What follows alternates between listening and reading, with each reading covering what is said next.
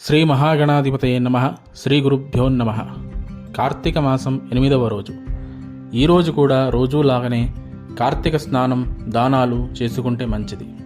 ఈరోజు కాలభైరవునికి సంబంధించిన స్తోత్రాలు చదువుకుంటే మంచిది. అష్టమి రోజు స్వయంపాక దానంలో ఎండుమిరపకాయలు ఇస్తే దేహభ్రాంతి, కుటుంబంలో దీర్ఘకాలిక అనారోగ్య సమస్యలు తొలగిపోతాయి. ఈరోజు కథ.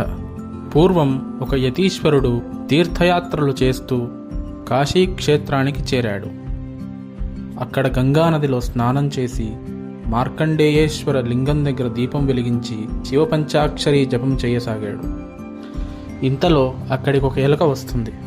నెయ్యి కోసం దీపంలో మూతి పెడుతుంది. అప్పుడు మంట పైకి లేస్తుంది. ఆ కంగారులో ఎలుక మూతిలో ఒత్తి పట్టుకుని శివుడి చుట్టూ తిరగడం ప్రారంభించింది. అదలా పరిగెడుతూ ఉండగా పక్కనే చాలా ఒత్తులున్నాయి. ఆ ఒత్తులన్నిటికీ ఈ మంట తగిలి అన్ని ఒత్తులు వెలడం ప్రారంభించాయి. అలా ఎలుక తెలియకుండానే ఒక ఒత్తిని ప్రజ్వలిల్ల చేసింది. దానితో పాటు చాలా ఒత్తులు వెలిగించింది. అప్పుడు మంటలు పెరిగి ఎలుక కుప్పకూలిపోతుంది. అలా కూలిపోవడంతోటే అందులో నుంచి ఒక దివ్య పురుషుడు బయటికి వస్తాడు.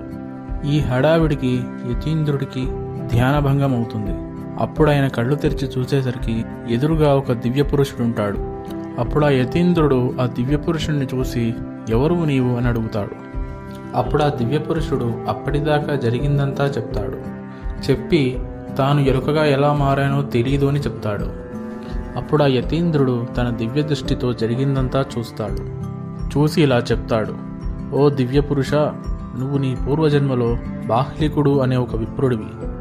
పరమ పవిత్రమైన వంశంలో పుట్టి కూడా తినకూడనివి తిన్నావు, తాగకూడనివి తాగావు, తల్లిదండ్రులను తన్ని తరిమేశావు, వేశ్యల వ్యామోహంలో పడ్డావు, నాస్తికవాదం చేశావు. ఇలాంటి పాపాలన్నీ చేసి చచ్చావు.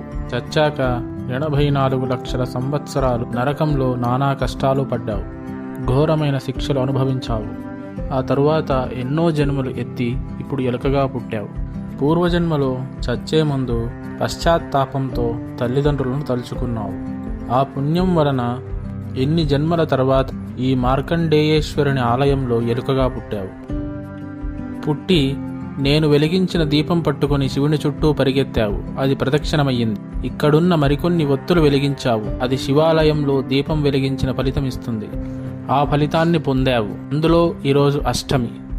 అష్టమి రోజు, అందులోనూ కార్తీక మాసంలో శుక్ల అష్టమి రోజు శివాలయంలో దీపం వెలిగిస్తే మహా కష్టాల నుంచి విముక్తి పొందుతారు.